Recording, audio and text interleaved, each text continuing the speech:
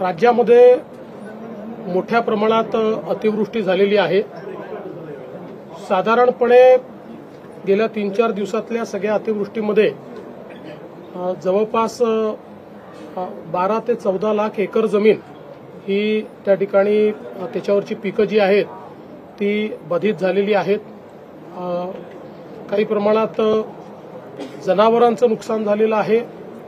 विशेषतः आपल्याला माहिती आहे की नांदेड जिल्ह्यामध्ये मोठ्या प्रमाणात जी काही ढगफुटी सदृश परिस्थिती झाली त्याच्यामध्ये 8 लोकांचा जवळपास मृत्यू झालेला आहे। त्यामुळे ती देखील एक अतिशय वाईट अशा प्रकारची घटना घडलेली आहे।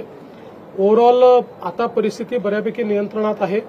मुंबईमध्येही मोठ्या प्रमाणात अतिवृष्टी झाली। काही भागामध्ये जवळपास 300 mm पर्यंतची अतिवृष्टी ही झालेली आपल्याला पाहायला मिळाली।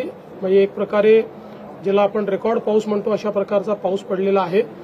त्यामुळे काही प्रमाणात काही ठिकाणी वॉटर लॉगिंग झालेलं आपण बघितलं, पण त्यानंतर मात्र तिथलं पाणी रिसीड होऊन तिथला ट्रॅफिक सुरू केलेला आहे। जी आपली ट्रेन आहे मुंबईची लाईफलाईन ज्याला आपण म्हणतो अशी आपली जी लोकल आहे सबअर्बन रेल्वे, याचं देखील जे काही प्रवासी वाहतूक आहे ती थोडी धीमी झालेली आहे। काही ठिकाणी ती लेट चाललेली आहे, पण आता बहुतांश ठिकाणी ती चाललेली आहे। पाणी हळूहळू कमी होत आहे।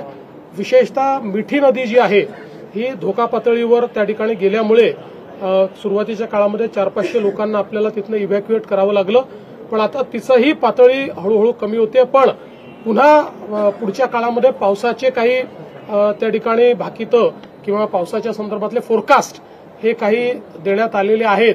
त्यामुळे आपण या सगळ्या परिस्थितीवर नजर ठेवून आहोत।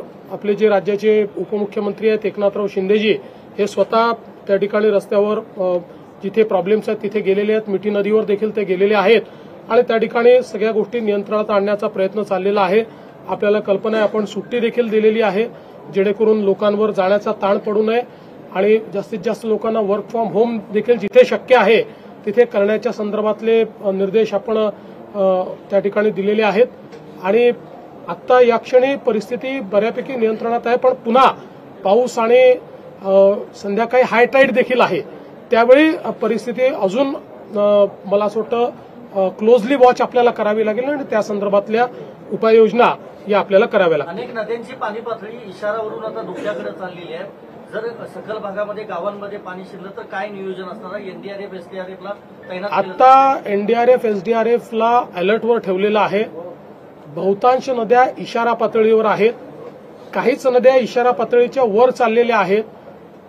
आपल्या बाजूच्या राज्यांसोबत आपला नीट संपर्क आहे, त्यामुळे जो काही विसर्ग आहे त्याचं जे मॅनेजमेंट त्या राज्यांसोबत करावं लागतं ते मॅनेजमेंट आपण चांगल्या पद्धतीने करतो आहोत। बऱ्यापैकी बाजूची राज्य देखील आपल्याला त्या ठिकाणी जी काही मदत करायची ती मदत करतायत। आता विशेषतः चिंता आपल्याला हिप्परगीची आहे आणि त्याच्यात त्यांनी विसर्ग सुरू केला, पण तो अधिक करावा अशा प्रकारचे त्या ठिकाणी आपल्याला म्हणजे आपल्याला वाटतं, तर ते त्यांच्याशी आपला व्यवहार चाललेला आहे। आणि तेलंगणासोबतही योग्य प्रकारचा आपला त्या ठिकाणी संपर्क चाललेला आहे। काही कॅचमेंट्स मात्र असे आहेत की जे कंट्रोल्ड कॅचमेंट्स नाही आहेत, काही कॅचमेंट्स हे अनकंट्रोल्ड कॅचमेंट्स आहेत। त्या कॅचमेंटमध्ये जरा जास्त आपल्याला धोका आहे, तर त्याच्याकडे आपण लक्ष ठेवून आहोत। साहेब, मिठी नदीमध्ये जो प्रत्येकदा प्रश्न उपस्थित होतो की मुंबईमध्ये पाऊस झाला मान्य, पण 300 ml झाल्यामुळे एवढं झालंय का तिथल्या परत प्रश्न काय माहिती गाळणं निघणं प्लास्टिक वगैरे या गोष्टी असं आहे। दोन्ही गोष्टी याच्याकरता आहे। एक तर 300 mm पाऊस जेव्हा होतो तेव्हाच हा मोठा पाऊस मानला जातो। हा काही रेग्युलर पावसापेक्षा किंवा अतिवृष्टीपेक्षाही एक प्रकारे हा जास्ती पाऊस आहे। पण त्यासोबत मागच्या काळामध्ये आपल्याला माहिती आहे की मिठी नदीचं काय झालं, म्हणजे त्याच्यामध्ये कशा प्रकारे घोटाळे झाले याच्या आता सुरस आणि चमत्कारिक कथा आपल्यासमोर येत आहेत। त्याच्यामुळे पूर्वीच्या काळात मिठी नदीमध्ये गाळ काढण्याच्या नावावर ज्यांना काम दिलं होतं त्यांनी काय काय केलंय हे आता समोर आलंय। तर नव्याने ती कामं हातामध्ये घेऊन राज्य सरकारने महानगरपालिकेला आदेश दिलाय आणि महानगरपालिका नव्याने आता ते कामं करते। सर, वसई-विरार पालघर या भागामध्ये आता मोठ्या प्रमाणामध्ये पावसाचं पाणी आहे, अनेक रस्ते पाण्याखाली आहेत। अहमदाबाद हायवे सुद्धा साहेब ही आपण कालपासूनच या संदर्भातली माहिती दिलेली आहे, कारण हा सगळा भाग रेड अलर्ट आहे.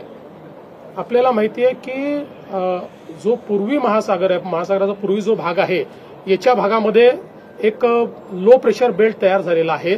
बंगालच्या उपसागराच्या भागामध्ये एक लो प्रेशर बेल्ट तयार झालेला आहे आणि जोपर्यंत लो प्रेशर बेल्ट आहे तोपर्यंत अतिवृष्टी संभावित आहे आणि म्हणूनच इकडे रेड अलर्ट दिलेला आहे. रेड अलर्ट प्रमाणे या ठिकाणी मोठ्या प्रमाणात पाऊस पडतोय आणि त्यामुळे काही अडचणी या निर्माण होत आहेत, कारण आपल्याला माहिती आहे की आपलं सगळं जे काही डिझाईन असतं